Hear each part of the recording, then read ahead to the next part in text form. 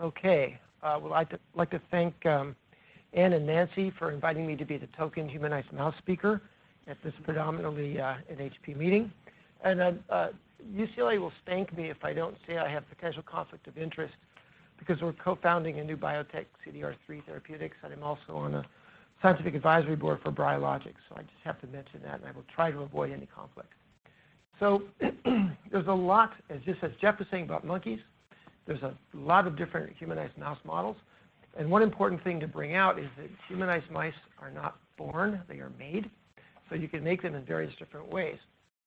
So this is sort of a chronological history of what has been done to humanized mice. And it really started out with just nude mice, which could take transplants in cancer therapeutics because they didn't have T cells, so they didn't reject quite as rapidly.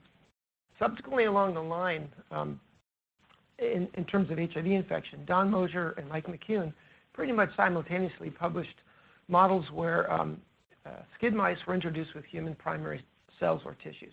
So Mosier published putting PBMC into skid mice, and McCune, while he was in Herb Weissman's lab, showed you could transplant human fetal liver and thymus under the kidney capsule of a skid mouse and generate T cells, at least in the thymic organoid. You didn't get good peripheral reconstitution, but you did get human cells. You could infect these with HIV.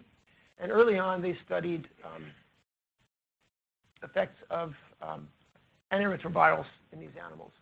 A few years later, Mike's lab and our lab simultaneously published you actually got pathology in skid mice infected with HIV. And things have moved on. More recently, a really nice advancement was made by Victor Garcia, where he developed BLT mice, which is somewhere on here. I've lost it. This is a very busy slide. I don't even know where I am. But bottom line,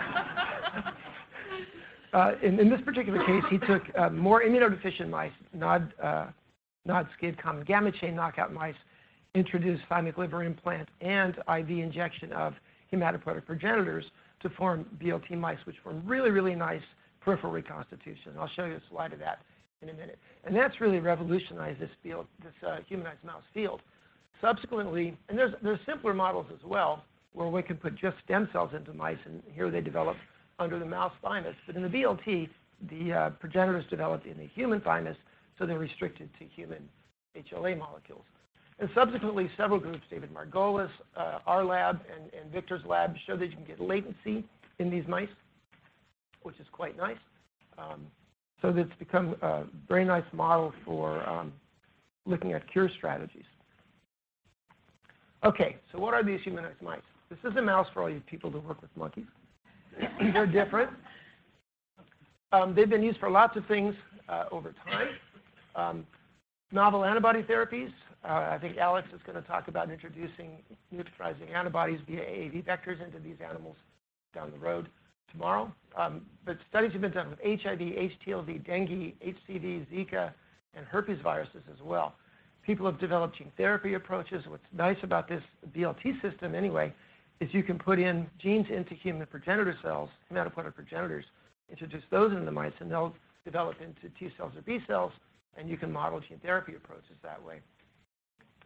The other nice thing about these models is they have human cells in them, so you can infect them with human viruses. Right? It's a bit of an advantage over monkeys. Now, you can't do the same thing you can do with monkeys in these animals. You only get a small amount of blood. You're limited what kind of biopsies you can do. So and they don't live for years and years and years, right? Especially the BLTs, which tend to get a graft versus host type reaction. So those will only last about 6 months. So you're limited. As long as you interpret the data right from these models, you might get some useful information. So this is a little close-up of what these guys look like. The original SCID Thy-Live model just had a thymus liver implant under the kidney capsule. You got really, really nice thymopoiesis, and you could directly inject virus into that implant and show pathology, but very, very poor peripheral reconstitution. Subsequently, folks put in human hematopoietic progenitors. You can put those in IV or directly into the liver of newborns, and you get T cell reconstitution. Not highly robust, but you do get T cell reconstitution. Importantly, you can do this with cord blood stem cells or adult stem cells, so you do not have to use fetal tissues in this particular type of model. Okay? Sometimes fetal tissues are more robust, but you can use adult or cord blood stem cells here. And then in Victor's BLT, where you used the thylated implant plus progenitor cells, IV, that tends to use fetal tissue because you need to use that thymic implant. So in my opinion, this BLT model is the most robust. It generates really nice peripheral reconstitution, high viral loads. Your cells are restricted to human HLA molecules. Drawback, this requires fetal tissue. So under current political climate, it's going to be very hard to move forward with this kind of a model for very long. So what I'm going to do in the next few minutes, and probably save us some time here, is show you a little bit of data that we published recently, and then show you some new data that's not published in a BLT system. So this is an example of what you see in BLT mice. If you gate on CD3 positive cells that are human, they stain really nicely for CD4 and CD8 in appropriate ratios in the peripheral blood, and this will last for the life of the mouse, or at least until we sacrifice it. And if you look for what's going on in hematopoiesis, you can gate on human CD45 positive cells in the periphery, and you can detect dendritic cells, natural killer cells. These are all human. T cells, B cells, and of course I just showed you CD4 and CD8. So you get a very, very robust reconstitution of the human immune system, which can lend to gene therapy approaches, drug approaches, infection, etc. So just to give you a little bit of insight on some of the recent studies we published on viral reservoirs, in the paper we published about 1.5 years ago, we took BLT mice. It takes about 2 months to reconstitute these with fetal tissues. Right? So you have to build each mouse. It takes a couple months, not as bad as monkeys, but we then infected these guys with a reporter virus, which actually had a deletion of VPR, so the VPR gene was knocked out. And we inserted a murine cell surface molecule that contained an HA tag introduced into that sequence. So the HA tag is expressed on the surface of the cell if the virus is expressing proteins. So it's a nice way to look at actively productive infection. We then let the system go for about a month, and we established that they're infected. We then initiate ART. In this particular case, we used this combination of antiretrovirals, and they were given IP. Right? We did not have a good oral formula. So if the data I'm going to show you that's published, this is an IP formulation. We now have a way to get these drugs in orally. It's fairly simple. We just dissolve them in ethanol, soak the food pellets in the ethanol, then evaporate the ethanol, and the mice eat it just fine. And so they get a nice oral regimen. But the data I'm going to show you right now was on IP injection. We then bled the mice and showed them that they were suppressed over time. And then we did an injection with a latency reversing agent called SUW-133. This is a synthetic analog of bryostatin, which is a PKC modulator that turns on PKC, that turns on NF-kappa B, and that induces viral gene expression. This analog is a little less toxic than the natural bryostatin, and it seems to work in our hands pretty well. So anyway, what we did is we had the animals on ART. We bled them at basically the last day to establish a baseline, injected them with a single injection IP of this LRA, and then looked basically a day later. So each animal was its own control, pre-introduction, post-introduction of this latency reversal agent. So here's some of the data. Reporter is shown here. This is the HA tag. So pre-injection of the LRA, post-injection, 4 different animals. So you can clearly see we're getting induction of viral gene expression in vivo with this introduction of the latency reversing agent. If one looks in a cohort of animals that were completely suppressed on ART, you can see statistically significant induction of protein expression in blood. And one can look in the spleen compared to control animals that did not receive any of the LRA. So this is not sequential splenic biopsies. These are distinct animals from here. But you can clearly see you're getting a significant increased induction of viral gene expression in vivo with introduction of this single dose of latency reversing agent. So what does that mean? We were trying to see if, in a kick and kill approach, whether the kick approach is sufficient to cause death of some cells or whether you would absolutely require a kill approach. So what we did is we used 2 vital dyes, Zombie Yellow and Ghost Red. I did not name them, but I wish I had. What these guys do is they do not stain intact cells, but if the cell is is permeabilized. If the membrane's perturbed, they'll go in and stain the cell. And so what we can do is we can gate in the same animal on cells expressing the viral reporter versus not, and then look to see if these are dying. And so it turns out the ones expressing the viral gene products are incorporating these vital dyes in both cases, whereas the controls are not. So basically, we're seeing 5 to 20, 25% of the cells expressing viral protein at that time are dying. So it looks like a kick approach is sufficient to at least kill some reservoir cells. The caveat, the virus here is an NO43-based virus, which is X4 trophic and pretty cytopathic. So an R5 trophic virus may not give you quite so much a kill effect, but the bottom line, at least some of the reservoir cells are dying with this single inoculation of LRA. Now, this is not the most accurate way to assess things. We're trying to make the system a little more user-friendly. Can we do comparative studies to see if LRAs plus kill signals are better, which LRAs are better? How do we make it so we can evaluate and compare different strategies in this model, which I just said. And we chose to do something analogous to what Brandon's going to talk about tomorrow, is to use a barcoded HIV strain.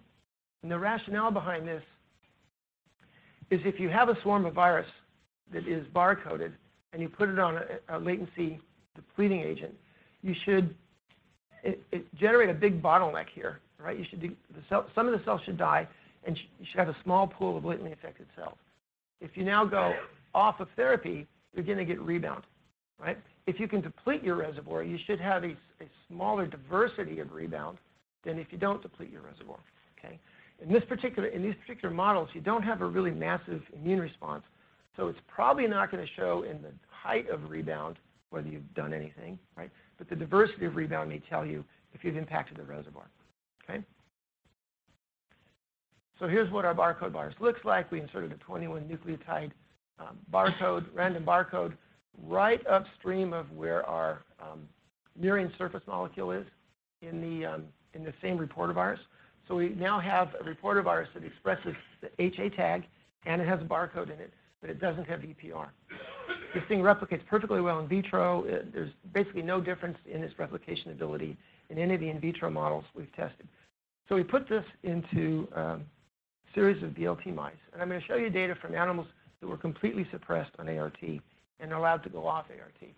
The way we did this experiment is we took the cohort of animals, we sacrificed some of the mice in isolated splenocytes. We infected those splenocytes with our barcode swarm, and then used those to put cell-associated viral infection into live BLT mice, right, to try to get a larger pool of barcode in there.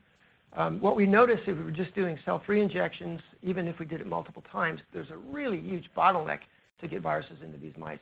We would put in 70,000 infectious units and we'd come up with 200 or 300 sequences circulating in the mouse. So you don't get a ton of different sequences in there, but enough to analyze the data. So here's a series of animals that were from several cohorts of humanized mice, fully suppressed on ART. Red is animals that received a latency reversing agent, and black is animals that did not.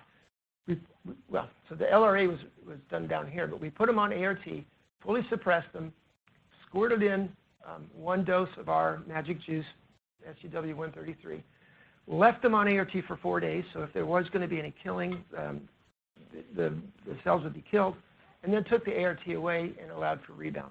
Okay, and I'll show you a close-up of this in a bit, but the bottom line, all the animals that did not receive a latency reversing agent rebounded. 4 animals that did receive a latency reversing agent out of 15 or 16 did not rebound. Okay, so we got rebound in all control animals and not rebound in some of the test animals. And if you actually looked at time of rebound, which is a little tricky because you're limited to how much blood you can take and how often you can take from these animals, but we see a significant delay in rebound in the animals receiving a single dose of the latency reversing agent compared to control animals, and it's highly statistically significant. So what about the barcodes? There's several ways to analyze these. You can look at total sequences of barcodes, or you can look at what we call clusters. So our barcode diversity generally is on average about 10 nucleotides different per barcode. But you can have spontaneous mutation and TCR errors, et cetera, if you just look at total barcodes, which actually were different in plasma levels between control and LRA-treated animals. But what we prefer to do is look at what we call clusters, and this is looking at sequences, barcode sequences that are greater than 3 nucleotides different from one another. Okay, so 4 nucleotides different or more. And if you do that, you see significantly less barcode virus coming out of the animals treated with the latency reversing agent, either in the plasma or actually if you look in the spleen. So we think we've knocked down some of the reservoir such that the diversity of the swarm coming out is perturbed. One can look at virus coming out, and I suppose it's not a surprise, but if you look at individual animals comparing plasma and spleen sequences, by the time we sample this, the rebounding virus is pretty much distributed among the mouse. So essentially, this purple sequence, whatever it happens to be, is found in both the plasma and the spleen in this animal. Here, predominant sequences are the same, very similar in plasma and spleen in all our animals. And here's the 4 animals that didn't rebound down here. So what we think we can use this barcode virus for, maybe not looking at this part, but I think if we keep the animals on ART and look at what comes out after one stimulates with a latency reversing agent, we can look at compartmentalization. We can do all kinds of different studies using this barcode swarm, which we couldn't do before using a clonal viral isolate. So basically, the conclusions I have from the studies I presented is that humanized mice are important tools for HIV research. You can use them for many, many different types of experiments. There's many, many different models. You can tune your model to your experiment, much like Jeff was talking about with non-human primates. The models are continuing to improve over time. There's a new adaptation called a TKO, triple knockout, which basically takes BLT type of an approach and in an animal that is knocked out for CD47, which is a don't eat me signal on macrophages, that has lower levels of what looks like GBH, so the animals can go a little bit longer. They're a little tricky to work with, but you can follow the pathology and the latency longer periods of time with that new model, so we're continuing to improve these models. We're going to be a little bit of a loss in the field if we can't use fetal tissue, but there are ways to get around the use of fetal tissues. Howard Gendelman just published a paper very recently using a model where he introduced progenitor cells from cord blood, and he showed long-lasting ART plus CRISPR-Cas sequences against LTR and GAG can actually cure about a quarter or a third of the animals. So these models are moving along. They're really helping with cure strategies. But one must take care to interpret the data from these animals because they're not people, right? And they don't have, Jeff brought up the concept of very deep latency. The latency models here are only a month or so long. They're not years long, so they're a little bit different than human or non-human primate. Nonetheless, I think one can get a lot of interesting information, and one could rapidly and relatively inexpensively compare different strategies for knocking out reservoirs in these animals much faster, I believe, than one can do in non-human primates. So just for the very end, I want to show you my collaborators, Matt Marsden and Ren Sun at UCLA. Matt's been doing much of this work on latency. Ren helped develop the barcode system, and Paul Wenders developed our latency reducing agents. And if you bear with me for 1 second, there's actually the raw data from that experiment I showed you with barcode. These are the animals that received no latency reversing agent. You can see they all were completely suppressed, and they all rebounded. Rebound comes back really high in this model. Again, there's not much of an immune control, so you get very rapid and very quick rebound, very reproducible.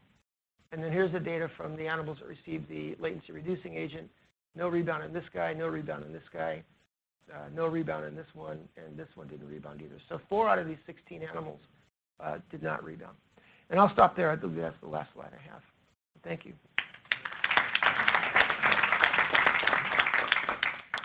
We have time for a couple of questions. And you just answered mine on your last slide. That's why I showed it just for you. Yeah.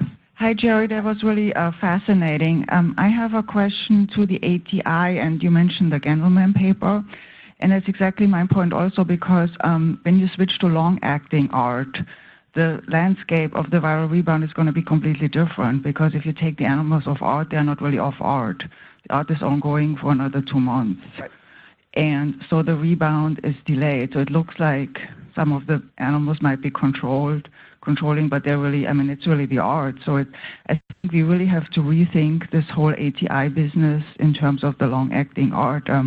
What's your opinion on that? Yeah, I agree with what your statement was, but what Howard did is extracted cells from those animals and transplanted them into uninfected humanized mice, and he did not get virus outgrowth. So the idea would be that they were not capable of making virus down the road. So I think that would get around, at least in those animals, the question that you have, because there's no way that ART would last that long in an adoptively transferred animal. Well, unless the art is intracellular, and if you transfer the cells, there's still art in the cells. I mean, it's very complicated. Yeah. But I think this long-acting art treatment is going to make things more difficult, and we have to rethink everything in terms of the viral rebound. Yeah, I agree. The other thing is, you and I were talking about this earlier. The models using cord blood stem cells and not BLT are less robust than the BLT. So you tend to see better data in those models than in the BLT. And by better data, I mean it's a lower bar to knock virus out. The virus loads aren't quite as high. Reconstitution isn't quite the same thing. So one has to take the interpretation with a grain of salt. But it's still, it's an advancement. Right. Yeah, thank you. Can I just remind the question askers to introduce themselves first before they ask their question? That was for Gita. Okay, this is Christina Paris. I just have one comment to a lot of the cure studies. I realize that in the mouse model, the spleen is a great organ to work with because you get tons of cells. But I think in general, in my experience, no matter what you look at, if it's virological response or immune responses, the spleen is always very similar to the blood. And I think we really have to start looking at different organs. So the lymph nodes are already different than the spleen. And we have to start looking at mucosal tissues, the lung or the intestinal tract for the reservoir, if not the brain. And so I think that will be a task that we have to address. And I think the outcome might be different and the target cells might be different. And so that's something we need to study in the future. I agree. We've been looking in the bone marrow. We see similar things. Lymph node is pretty tough in these animals. There's not a good lymph node architecture, but there is bone marrow. Brain's a little tough as well.